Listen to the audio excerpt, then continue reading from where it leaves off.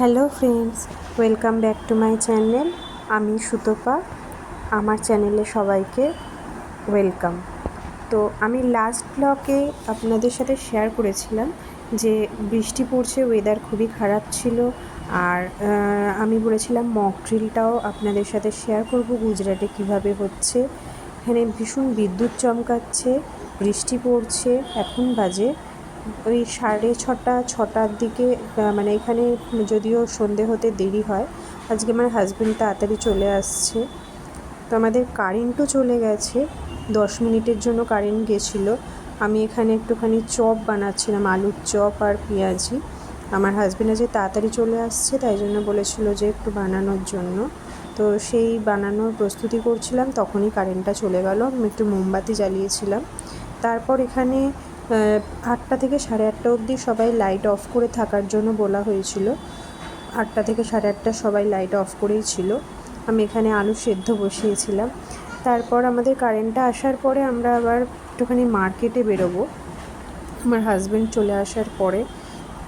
তো এখানে আমি পেঁয়াজিটার জন্য পেঁয়াজটা মেখে নিচ্ছিলাম, মেখে নিয়ে পেঁয়াজি করেছিলাম আর একটু আলুর চপ বানিয়েছিলাম।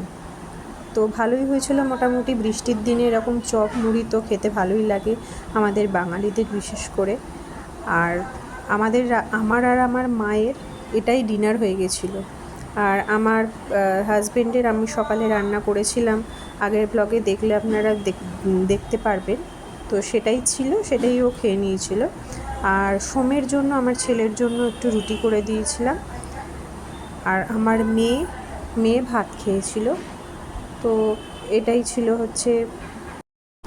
আমরা আসলে গুজরাট এসেছিলাম, কিন্তু আমাদের কোনো প্ল্যানিং ছিল না আমরা এখানে থাকবো। কিন্তু আমার হাজব্যান্ড ছিল অনেক দিন ধরেই, কিন্তু ওর একটু অসুবিধেই হচ্ছিল, তার জন্যই এসে এখানে থাকা। তো আমাদের হঠাৎই থেকে যাওয়া হয়েছিল। তো সেইভাবে কোনো ড্রেস সেরকম নিয়ে আসা হয়নি যে থাকতে গেলে। আমরা জাস্ট 15 ডেজের থাকবো বলেই এসেছিলাম। তো সেই অনুযায়ী আমরা ড্রেস এনেছিলাম। তার জন্য মেয়ের, ছেলের, আমার জন্য ওই জন্য কিছু ড্রেস একটু কিনতে বেরোবো, তার জন্যই একটু মার্কেটে যাব। কারেন্ট এখন চলে এসেছিলো। কারেন্ট চলে আসার পরে আমি ফুলুরিগুলো ভেজে নিয়েছিলাম, আর আমরা খাওয়া দাওয়া করে তারপর মার্কেটে গেছিলাম। আপনাদের দেখাবো আমি কী নিয়েছি, আর আপনারাও অবশ্যই জানাবেন কোনটা আমাকে ভালো লাগছে। আমার ছেলে মেয়েদের জন্য জামা কাপড় কেনা হয়ে গেছিলো, কিন্তু আমারটা একটু বাকি ছিল বাড়িতে নাইট ড্রেস কিনতে নেওয়ার জন্য। তো আমাদের এখানে দেখুন চপ মুড়ি রেডি। চলুন খেয়ে নেওয়া যাক। খেয়ে নিয়ে তারপরে বেরোবো, কারণ এখানে আবার তাড়াতাড়ি দোকান বন্ধ হয়ে যায়। বেশি 9:30-10টার মধ্যে দোকান বন্ধ হয়ে যায়, কোনো দোকান 9টাতেও বন্ধ হয়ে যায়। তো চলুন খেয়ে নেওয়া যাক। আর এই দেখুন বাইরেটা মকড্রিলের কোনো সাইরেন আমাদের এখানে কিছু বাজেনি, কিন্তু দোকানগুলো নিজেরাই বন্ধ করে দিয়ে ভেতরে ছিল, লাইট অফ ছিল, সবই পুরো একদম অন্ধকার। অন্য সময় পুরো আলোয় আলো থাকে। কিছু কিছু বিল্ডিংয়ে আলো জ্বলছিল, নেভায়নি। আমাদেরও আমরা ঘরের মধ্যে নিভিয়ে দিয়েছিলাম। একটা রুমে আলো জ্বলছিল, ভেতরের ঘরে, যেটা বাইরে থেকে দেখা যায় না, ওটা ভেতরের রুম। এই যে আমি ড্রেসে ট্রায়াল রুমে এখন। তো এই নাইটিটা আমি পরে দেখেছিলাম, আর এই নাইটিটা আপনারা অবশ্যই বলবেন কেমন লাগলো। Good morning. আজকে 8ই মে। দেখুন সকালবেলাটা কতটা ঝলমলে হয়ে রয়েছে। আগের দিনকে বৃষ্টি হয়েছে, কিন্তু আজকে সকালবেলা আবার সেই রোদ।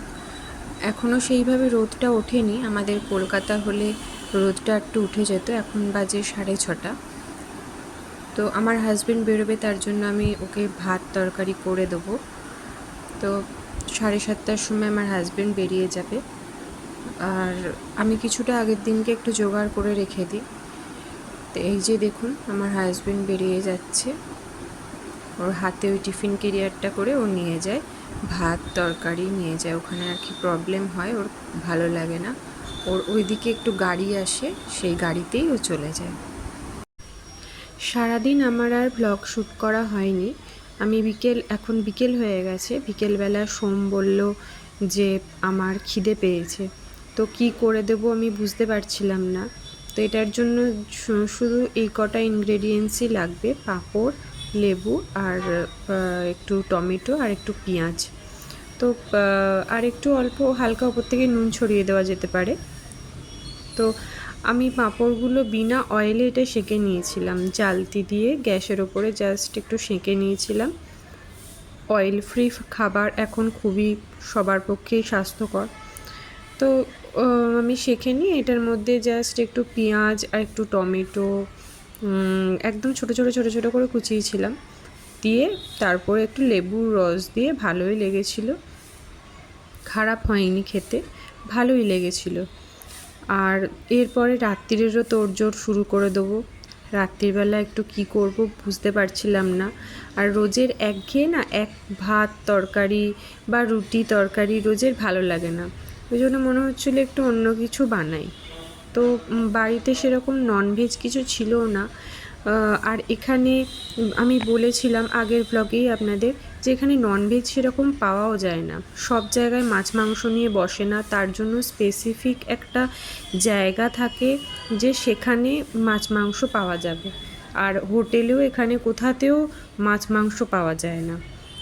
আমাদের সামনে সমস্ত হোটেলে সব ভেজ আইটেম, খুব রেয়ার একটা আধটা আছে ননভেজ, সেটা খুঁজলে পাওয়া যাবে, না হলে নেই।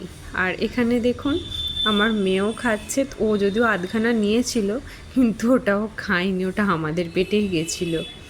ও জাস্ট ও পেঁয়াজ খেতে খুব ভালোবাসে, কাঁচা পেঁয়াজ। আর রাত্রিরে এটা ছিল আমাদের ডিনার। তো এখানেই আমি আজকে ব্লগটা শেষ করে দিলাম। বিরিয়ানি ছিল এটা, আলু ডিম বিরিয়ানি। তো সবাই ভালো থাকবেন, সুস্থ থাকবেন, আবার দেখা হবে নেক্সট ব্লগে।